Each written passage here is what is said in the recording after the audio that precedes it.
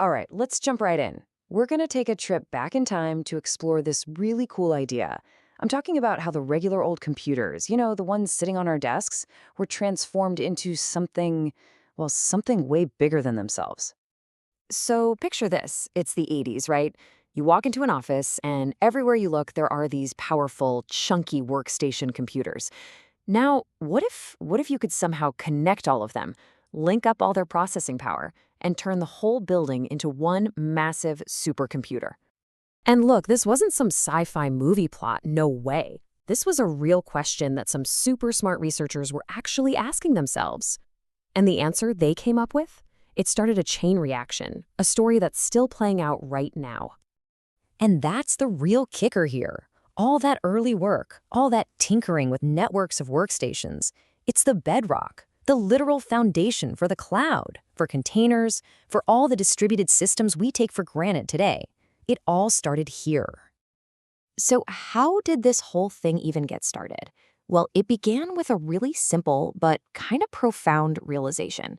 Researchers just looked around and noticed that all this expensive, powerful hardware, most of the time, it was just sitting there, doing absolutely nothing.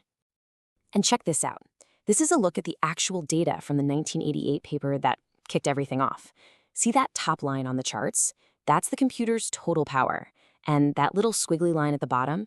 That's how much the person sitting there was actually using. That huge gap in between? That's just pure, untapped, wasted power. I mean, get this. When they crunched the numbers, they found that on average, these machines were free to do other work a staggering 70% of the time. 70%! That is just a mind-blowing amount of computing power going completely to waste. So, along comes the first real hero of our story, a system called Condor. Think of it like a CPU hunter. Its whole job was to go out, find those idle computers, and put their processors to work on big, heavy-duty jobs that needed to run in the background. Okay, but how do you get people to actually agree to let some random program use their computer? Well, the creators of Condor came up with a brilliant golden rule. The person who owns the workstation is always, always king. Their work is priority number one. The second you touch your mouse or start typing, whatever background job is running on your machine, poof, it has to disappear instantly. It's like a polite guest who knows when it's time to leave. So how did they pull off this magic vanishing act without losing tons of progress? The secret sauce was a technology called checkpointing.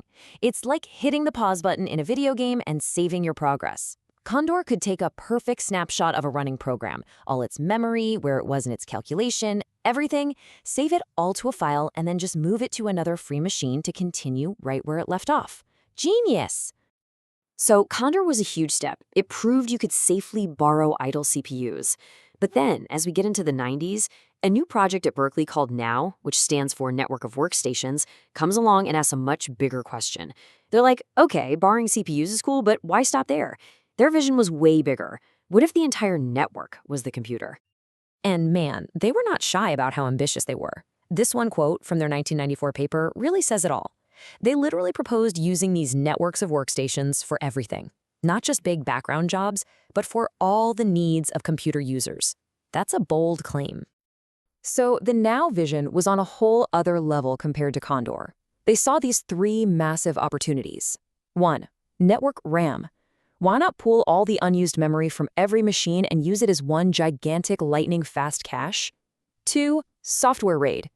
Let's take all those individual hard drives and stripe data across them to make a single super fast and safe storage system. And 3, of course, parallel CPUs. Let's combine all the processors to get true supercomputer performance. And this journey brings us to a system called MOSIX. And MOSIX is where these ideas get really, really refined. You could say that if the Now project was the grand, ambitious vision, MOSIX was the elegant, seamless reality. The main goal for MOSIX was to create something called a single system image, and that's a huge deal. It means that to you, the user, or even to the programs you're running, this whole jumble of different computers, it just looks and feels like one single, giant, powerful machine. All the messy complexity of the network is just gone. It's hidden. So how on earth did they do that? Well, it's basically this constant automatic balancing act happening behind the scenes. Think of Mozzie as this incredibly smart manager for the whole cluster. Step 1. All the computers are constantly gossiping with each other, right? Sharing how busy they are, how much memory they have free. Step 2. Mozzie profiles every single program to figure out what it needs. Is it a CPU hog? Does it need a ton of RAM?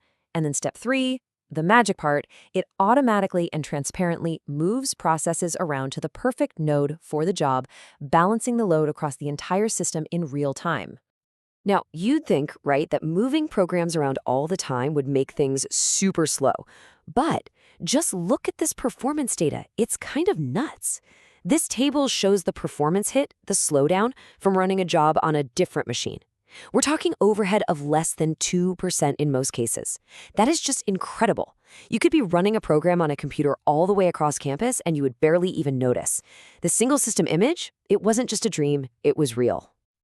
Okay, so let's put it all together.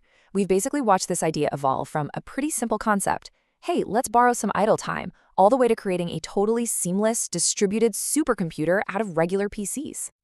And this timeline lays out the whole story perfectly. It starts in '88 with Condor, which just proved, hey, this is possible, and we can do it safely.